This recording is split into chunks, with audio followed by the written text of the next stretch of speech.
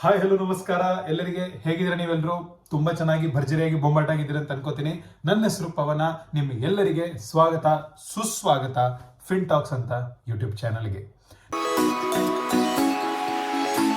ಇವತ್ತು ನಾವು ಮಾತಾಡಕ್ ಹೊರಟಿರೋ ವಿಷಯ ಏನಪ್ಪಾ ಅಂತಂದ್ರೆ ತುಂಬಾ ಸಿಂಪಲ್ ಆಗಿ ಇಟ್ಟಿದ್ದೀನಿ. ಏನ್ ಜಾಸ್ತಿ ತಲೆ ಅಂತ ಓಡಿಸ್ಬೇಡಿ.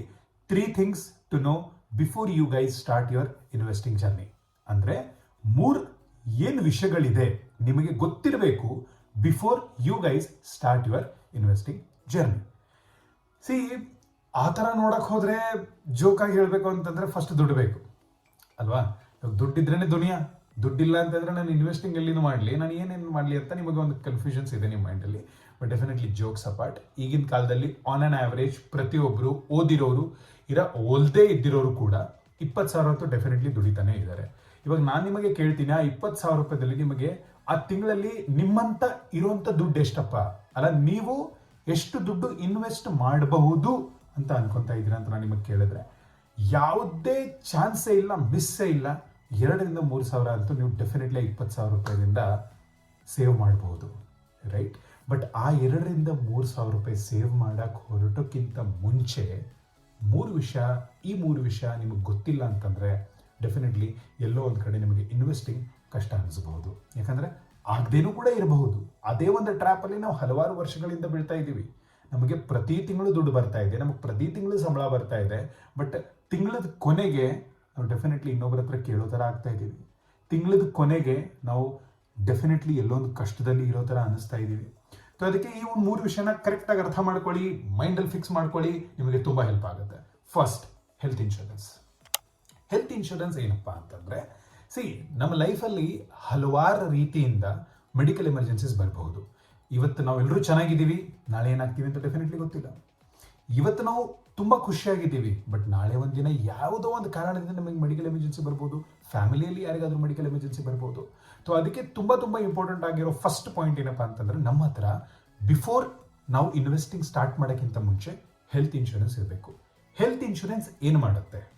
ಹೆಲ್ತ್ ಇನ್ಶೂರೆನ್ಸ್ ಏನು ಮಾಡುತ್ತೆ ಅಂತಂದ್ರೆ, ನಿಮ್ಮ ಹತ್ರ ಏನಾದರೂ ಸಡನ್ ಆಗಿ ಅನ್ಪ್ಲಾನ್ಡ್ ಆಗಿ ಮೆಡಿಕಲ್ ಎಮರ್ಜೆನ್ಸಿ ಬಂತು ಅಂತಂದ್ರೆ ಆ ಮೆಡಿಕಲ್ ಎಮರ್ಜೆನ್ಸಿನ ಕವರ್ ಮಾಡುವಂಥ ಕೆಲಸ ಹೆಲ್ತ್ ಇನ್ಶೂರೆನ್ಸ್ ಮಾಡುತ್ತೆ. ಇವಾಗ ಒಂದು ಸಿಂಪಲ್ ಆಗಿ ಎಕ್ಸಾಂಪಲ್ ಕೊಡ್ತೀನಿ ನೋಡಿ. ನೀವು ಒಂದು 10 ಲಕ್ಷದಾಗೆ ಸಮ್ ಇನ್ಶೋರ್ಡ್ ಆಗಿರೋ ಹೆಲ್ತ್ ಇನ್ಶೂರೆನ್ಸ್ ತಗೋತೀರಾ. ಸೊ ನೀವು ಆ ಹಾಸ್ಪಿಟಲಲ್ಲಿ ಯಾವುದೋ ಒಂದು ಹಾಸ್ಪಿಟಲಲ್ಲಿ ಅಡ್ಮಿಟ್ ಆದಾಗ ನಿಮಗೆ 10 ಲಕ್ಷದ ರೂಪಾಯಿವರೆಗೂ ಇಲ್ಲ, ನಿಮ್ಮ ಹೆಲ್ತ್ ಇನ್ಶೂರೆನ್ಸ್ ಎಷ್ಟಕ್ಕೆ ತಗೊಂಡಿದ್ದೀರಾ ಅದರದ್ದು ಟರ್ಮ್ಸ್ ಅಂಡ್ ಕಂಡೀಷನ್ಸ್ ಪ್ರಕಾರ ನಿಮಗೆ ಇಷ್ಟೊಂದು ಅಮೌಂಟ್ ಅಂತ ಇನ್ಶೂರ್ಡ್ ಆಗಬಹುದು. ಅಂದರೆ ನಿಮ್ಮ ಹೆಲ್ತ್ ಇನ್ಶೂರೆನ್ಸ್ ಪ್ರೊವೈಡರ್ ಆ ಒಂದು ಚಾರ್ಜಸ್ನ ಬೇರ್ ಮಾಡುತ್ತೆ. ನಿಮ್ಮ ಕೈಯಿಂದ ಆ ದುಡ್ಡು ನೀವು ಹಾಕೋದು ಅವಶ್ಯಕತೆ ನಿಮಗೆ ಇರೋದಿಲ್ಲ. ಸೊ ಇದೊಂದು ತುಂಬ ಇಂಪಾರ್ಟೆಂಟ್ ಪಾಯಿಂಟ್ ಇದೆ. ನೀವು ಇನ್ವೆಸ್ಟಿಂಗ್ ಸ್ಟಾರ್ಟ್ ಮಾಡೋಕ್ಕಿಂತ ಮುಂಚೆ ನೆನಪಲ್ಲಿ ಇಟ್ಕೋಬೇಕು. ಇದು ಇಲ್ಲ ಅಂತಂದ್ರೆ ಇನ್ವೆಸ್ಟಿಂಗ್ ಸ್ಟಾರ್ಟ್ ಮಾಡಕ್ಕೆ ಹೋಗಬೇಡಿ, ಮಾಡಿ ಕೂಡ ಪ್ರಯೋಜನ ಇಲ್ಲ. ಯಾಕಂದ್ರೆ ನೀವು ಹೆಲ್ತ್ ಇನ್ಶೂರೆನ್ಸ್ ತಗೊಂಡಿಲ್ಲ, ಪ್ರತಿ ತಿಂಗಳು ಕಷ್ಟಪಟ್ಬಿಟ್ಟು ಸೇವ್ ಮಾಡ್ತಾ ಇದ್ದೀರಾ. 1 ವರ್ಷ ಆದಮೇಲೆ ನಿಮ್ಮ ಹತ್ರ 1 ಲಕ್ಷ ಇದೆ, ಬಟ್ ಸಡನ್ ಆಗಿ ಮೆಡಿಕಲ್ ಎಮರ್ಜೆನ್ಸಿ ಬಂದ್ಬಿಟ್ಟು ನೀವು ಹಾಸ್ಪಿಟಲ್ ಬಿಲ್ಲು 1.5 ಲಕ್ಷ ಆಯಿತು. ಏನು ಮಾಡ್ತೀರಾ? ಏನು ದುಡ್ಡು ನೀವು ಬಚಾವಾಗಿ ಇಟ್ಕೊಂಡಿದ್ದು ಏನೂ ಅದ್ರದ್ದು ಉಪಯೋಗ ಆಗಿಲ್ಲ. ಸೊ ಪ್ಲೀಸ್, ಬಿಫೋರ್ ನೀವು ಇನ್ವೆಸ್ಟಿಂಗ್ ಸ್ಟಾರ್ಟ್ ಮಾಡೋಕ್ಕಿಂತ ಮುಂಚೆ ನನ್ನ ಪರ್ಸನಲ್ ಸಜೆಷನ್, ಹೆಲ್ತ್ ಇನ್ಶೂರೆನ್ಸ್ನ ತಗೊಳ್ಳಿ. ಯಾವ್ದು ಬೆಸ್ಟ್ ಹೆಲ್ತ್ ಇನ್ಶೂರೆನ್ಸ್ ಇರುತ್ತೆ ಅಂತ ಹೇಳ್ಬಿಟ್ಟು ಆದಷ್ಟು ಬೇಗ ನಾವು ಅದ್ರ ಮೇಲೆ ವಿಡಿಯೋ ಮಾಡ್ತೀವಿ. ಇಲ್ಲ ಗೂಗಲಲ್ಲಿ ಹೋಗ್ಬಿಟ್ಟು ಸರ್ಚ್ ಮಾಡಿಕೊಂಡು ನಿಮ್ಮ ನಾಲೆಜ್ ಪ್ರಕಾರ ನಿಮ್ಗೆ ಯಾವ್ದು ಚೆನ್ನಾಗಿ ಅನಿಸುತ್ತೆ, ನಿಮ್ಮ ನೀಡ್ ಪ್ರಕಾರ, ನಿಮ್ಮ ಕೆಪಾಸಿಟಿ ಪ್ರಕಾರ ತಗೊಬಹುದು, ರೈಟ್? ಇವಾಗ ಸೆಕೆಂಡ್ ಟಾಪಿಕ್, ಲೈಫ್ ಇನ್ಶೂರೆನ್ಸ್. ನೋಡಿ, ಅರ್ಥ ಮಾಡ್ಕೊಳ್ಳಿ, ನಾವು ಪ್ರತಿಯೊಬ್ಬರು ಲೈಫ್ನ ಬದುಕ್ತಾ ಇದ್ದೀವಿ. ನಾವು ಪ್ರತಿಯೊಬ್ಬರು ತುಂಬ ಕಷ್ಟಪಟ್ಬಿಟ್ಟು ನಾವು ನಮ್ಮ ಮನೆಯಲ್ಲಿರೋ ಅಮ್ಮ, ಅಪ್ಪ, ಹೆಂಡತಿ, ಮಕ್ಕಳು ಎಲ್ಲರಿಗೆ ಬೆಟರ್ ಲೈಫ್ ಕೊಡಬೇಕು ಅಂತ ಇದ್ದೀವಿ. ಬಟ್ ಈ ಒಂದು ಪ್ರಯತ್ನಗಳಲ್ಲಿ ಆಕಸ್ಮಿಕವಾಗಿ, ಈ ವರ್ಡನ್ನು ತುಂಬ ಜೋಪಾನವಾಗಿ ನೆನಪಲ್ಲಿಟ್ಕೊಳ್ಳಿ, ನಾನು ಹೇಳ್ತಿರೋದು ಆಕಸ್ಮಿಕವಾಗಿ ನಮ್ಮ ಜೊತೆ, ನಮ್ಮ ಲೈಫ್ ಜೊತೆ ಏನಾದರೂ ಆಯಿತು ಅಂತಂದರೆ ಅದಕ್ಕೆ ಯಾರು ಹೊಣೆ? ಏನಾಗಬಹುದು ಅಪ್ಪ ಜೊತೆ, ಏನಾಗಬಹುದು ಅಮ್ಮನ ಜೊತೆ, ಏನಾಗಬಹುದು ಹೆಂಡತಿ ಜೊತೆ, ಏನಾಗಬಹುದು ಮಕ್ಕಳ ಜೊತೆ.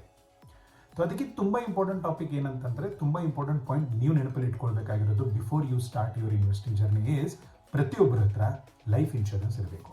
ಲೈಫ್ ಇನ್ಶೂರೆನ್ಸ್ ಏನು ಮಾಡುತ್ತೆ ಅಂತಂದರೆ, ನೀವು ಬದುಕಿರೋವರೆಗೂ ಪ್ರತಿ ವರ್ಷ ಇಲ್ಲ ಪ್ರತಿ ತಿಂಗಳು ನೀವು ಒಂದು ಅಮೌಂಟ್ ಕಟ್ತೀರಾ.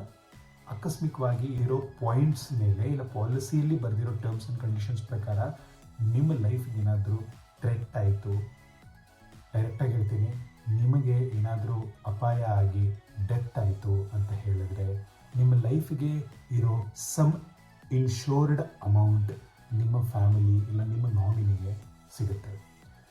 ನೀವು ಬದುಕಿರೋವರೆಗೂ ನೀವು ಎಷ್ಟು ಚೆನ್ನಾಗಿ ಅವ್ರಿಗೆ ನೋಡ್ಕೊಂಡಿದ್ದೀರಾ, ಆಕಸ್ಮಿಕವಾಗಿ ಅನ್ಫಾರ್ಚುನೇಟ್ಲಿ ನಿಮ್ಮ ಜೊತೆ ಏನಾದರೂ ಆಗಿ ನೀವು ಇಲ್ಲ ಅಂತ ಹೇಳಿದ್ರು ಕೂಡ ಅವ್ರ ಲೈಫ್ ಅಟ್ಲೀಸ್ಟ್ ದುಡ್ಡು ವಿಷಯದಲ್ಲಿ ಯಾವುದೇ ಕಾರಣಕ್ಕೆ ಅವ್ರಿಗೆ ಕಷ್ಟ ಬರಲ್ಲ, ಅವ್ರ ಲೈಫ್ನ ಚೆನ್ನಾಗಿ ಲೀಡ್ ಮಾಡ್ತಾರೆ. ಸೊ ಇದಕ್ಕೆ before you guys start your investing journey, please ಒಂದು ಲೈಫ್ ಇನ್ಶೂರೆನ್ಸ್ನ ಬೈ ಮಾಡಿ. ಇದು ತುಂಬ ಇಂಪಾರ್ಟೆಂಟು. ಮೂರನೇದು, ನನ್ನ ಪ್ರಕಾರ ಈ ಲೈಫ್ ಇನ್ಶೂರೆನ್ಸ್ ಮತ್ತು ಹೆಲ್ತ್ ಇನ್ಶೂರೆನ್ಸ್ಗಿಂತ ಮುಂಚೆ ಬರುತ್ತಿದ್ದು ಅದು ಏನಪ್ಪ ಅಂತಂದರೆ ಡೆಪ್ಟ್ ಕ್ಲಿಯರೆನ್ಸ್, ಅಂದರೆ ಸಾಲ ತೀರಿಸೋದು. ನಾವು ಏನು ಮಾಡ್ತೀವಿ ಅಂತಂದರೆ ಇನಿಷಿಯಲಿ ಇಲ್ಲ ನಿಮ್ಮ ಗ್ರ್ಯಾಜುಯೇಷನ್ ಮುಗಿದ ತಕ್ಷಣ ಅಷ್ಟಕ್ಕೆ ನೀವು ಕೆಲ್ಸಕ್ಕೆ ಸ್ಟಾರ್ಟ್ ಮಾಡಿದ ತಕ್ಷಣ ಕೆಲಸ ಮಾಡ್ತಾ ಇರ್ತೀವಿ, ತಿಂಗಳಿಗೆ ಸಂಬಳನೂ ಬರ್ತಾ ಇರುತ್ತೆ, ಬಟ್ ಯಾವುದೋ ಒಂದು ರೀತಿಯಲ್ಲಿ ನಿಮ್ಮ ತಲೆ ಮೇಲೆ ಒಂದು ಸಾಲ ಇರುತ್ತೆ. ಅಂದರೆ ಅದು ನಿಮ್ಮ ಎಜುಕೇಷನ್ ಲೋನ್ ಇರಬಹುದು, ಇಲ್ಲ ನಿಮ್ಮದು ಪರ್ಸ್ನಲ್ ಲೋನ್ ಇರಬಹುದು, ಬೈಕ್ ಲೋನ್ ಇರಬಹುದು, ಆಕಸ್ಮಿಕವಾಗಿ ನೀವು ಅಷ್ಟು ಬೇಗ ಏನಾದರೂ ಕಾರ್ ತೊಗೊಂಡಿದ್ರೆ ಅಂತಂದರೆ ಕಾರ್ ಲೋನ್ ಇರಬಹುದು, ಇಲ್ಲ ಯಾರಾದರೂ ಫ್ರೆಂಡ್ಸ್ ಹತ್ರ ಸಾಲ ತೊಗೊಂಡಿರಬಹುದು, ಏನಾದರೂ ಇರ್ಬೋದು. ಅದು ಡೆಫಿನೆಟ್ಲಿ ಬಂದೇ ಬರುತ್ತೆ ಯಾವುದೋ ಒಂದು ರೂಪದಲ್ಲಿ. ಸೊ ನಾನು ನಿಮಗೇನು ಪರ್ಸನಲ್ ಸಜೆಷನ್ ಕೊಡೋದು ಅಂತಂದರೆ ನನ್ನ ಎಕ್ಸ್ಪೀರಿಯನ್ಸ್ ಮೇಲೆ ನಿಮಗೇನು ಡೆಪ್ಟ್ ಇದೆ, ನಿಮಗೇನು ಸಾಲ ಇದೆ ಅದನ್ನು ಫಸ್ಟ್ ತೀರಿಸಿ. ಯಾಕಂದರೆ ನೀವು ಸಾಲ ತೀರಿಸಲಿಲ್ಲ ಅಂತಂದರೆ ಇನ್ವೆಸ್ಟಿಂಗ್ ಮಾಡೋಕ್ಕೆ ಹೋಗ್ತೀರ ಅಂತಂದರೆ ಈ ಕಡೆ ತಿರ್ಗಾ ಪೈಲಪ್ ಆಗ್ತಾ ಹೋಗುತ್ತೆ. ಎಲ್ಲೋ ಒಂದು ಕಡೆ ನಿಮ್ಮ ತಲೆ ಮೇಲೆ ಒಂದು ಬರ್ಡನ್ನು, ನಿಮ್ಮ ತಲೆ ಮೇಲೆ ಒಂದು ತಲೆನೋವು ಅನ್ನೋ ಫೀಲಿಂಗು ನಿಮಗೆ ಆಲ್ವೇಸ್ ಇರುತ್ತೆ. ಸೊ ಪ್ಲೀಸ್ ಬಿಫೋರ್ ನೀವು ಇನ್ವೆಸ್ಟಿಂಗ್ ಸ್ಟಾರ್ಟ್ ಮಾಡೋಕ್ಕಿಂತ ಮುಂಚೆ ನಿಮ್ಮ ಸಾಲ ಏನಿದೆ, ನಿಮ್ಮ ಡೆಪ್ಟ್ ಏನಿದೆ ಅದು ಕ್ಲಿಯರ್ ಮಾಡಿಕೊಂಡು ಇನ್ವೆಸ್ಟಿಂಗ್ ಮಾಡೋಕ್ಕೆ ಹೋಗಿ, ತುಂಬ ಚೆನ್ನಾಗಿರುತ್ತೆ. ಸೊ ಇವತ್ತು ನಾವು ಈ ವಿಡಿಯೋದಲ್ಲಿ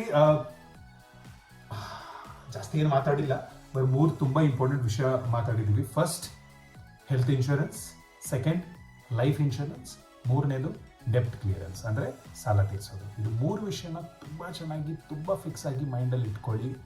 ಡೆಫಿನೆಟ್ಲಿ ಹೇಳ್ತಾ ಇದ್ದೀನಿ, ನಿಮ್ಮ ಇನ್ವೆಸ್ಟಿಂಗ್ ಜರ್ನಿ ತುಂಬ ಬ್ಯೂಟಿಫುಲ್ ಆಗಿರುತ್ತೆ. ಬಟ್ ಈ 3 ವಿಷಯದಲ್ಲಿ ಯಾವುದಾದ್ರೂ ಒಂದು ವಿಷಯದಲ್ಲಿ ನೀವೆಲ್ಲಾದರೂ ತಪ್ಪಾಗೋದ್ರಿ, ಇಲ್ಲ ಏನೋ ಒಂದು ಮಿಸ್ಟೇಕ್ ಆಯಿತು ಅಂತ ಹೇಳಿದ್ರೆ ಎಲ್ಲೋ ಒಂದು ಕಡೆ ನಿಮ್ಮ ಇನ್ವೆಸ್ಟಿಂಗ್ ಜರ್ನಿ ಚೆನ್ನಾಗಿ ಹೋಗಲ್ಲ, ನೀವು ಲಾಸ್ ಆಗ್ತೀರಾ ಅಂತ ನಾನು ಪರ್ಸನಲಿ ಅನ್ಕೋತಾ ಇದ್ದೀನಿ. ಸೊ ಇಲ್ಲಿವರೆಗೂ ನಿಮಗೆಲ್ಲ ಕ್ಲಿಯರ್ ಕಟ್ಟಾಗಿ ಹೇಳಿದ್ದೀನಿ ಅಂತ ಅನ್ಕೊಂಡಿದ್ದೀನಿ.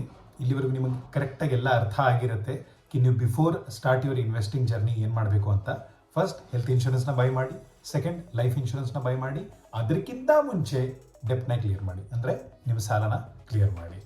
ಸೊ ಇಷ್ಟು ನಾಲೆಜ್ನ ನಿಮಗೆ ಕೊಟ್ಟು, ಇಷ್ಟು ಇನ್ಫಾರ್ಮೇಷನ್ ನನ್ನ ಪರ್ಸನಲ್ ಎಕ್ಸ್ಪೀರಿಯನ್ಸ್ ಮೇಲೆ ಇಲ್ಲ ಅಂತಂದರೆ ನಾನು ರಿಸರ್ಚ್ ಮಾಡಿರೋ ಟಾಪಿಕ್ಸ್ಗಳ ಮೇಲೆ ನಿಮಗೆ ಕೊಟ್ಟು ಈ ವಿಡಿಯೋನ ಇಲ್ಲೇ ಮುಗಿಸ್ತೀನಿ.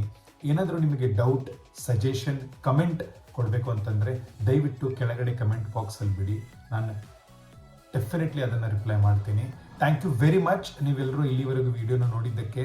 ಆ್ಯಂಡ್ ಪ್ಲೀಸ್ ಈ ವಿಡಿಯೋ ನಿಮಗೆ ಇಷ್ಟ ಆದರೆ, ಈ ವಿಡಿಯೋಯಿಂದ ಎಲ್ಲೋ ಒಂದು ಕಡೆ ನಿಮಗೆ ಹೆಲ್ಪ್ ಆದರೆ, ಇಲ್ಲ ಇದರಲ್ಲಿ ಕೊಟ್ಟಿರೋ ನಾನು ಏನೇ ಇನ್ಫಾರ್ಮೇಷನ್ ಇದೆ ಅದರಿಂದ ನಿಮಗೆ ನಿಮ್ಮ ಲೈಫಲ್ಲಿ ಚೇಂಜಸ್ ಬರಬಹುದು, ನೀವು ಈ ಥರ ಇನ್ವೆಸ್ಟಿಂಗ್ ಜರ್ನಿ ಸ್ಟಾರ್ಟ್ ಮಾಡಬಹುದು ಅಂತ ಅನಿಸಿದ್ರೆ ಯಾವುದೇ ಕಾರಣಕ್ಕೂ ಕಂಜೂಸ್ತನ ಮಾಡೋಕ್ಕೆ ಹೋಗಬೇಡಿ. ಶೇರ್, ಸಬ್ಸ್ಕ್ರೈಬ್ ಮತ್ತು ಲೈಕ್ ಮಾಡೋಕ್ಕೆ ಈ ವಿಡಿಯೋನ. ಥ್ಯಾಂಕ್ ಯು ವೆರಿ ಮಚ್, ತುಂಬ ಧನ್ಯವಾದ. ಅಲ್ಲಿವರೆಗೂ stay safe, please do take care of your money. Thank you very much ಈ ವಿಡಿಯೋ ನೋಡಿದ್ದಕ್ಕೆ. All the best.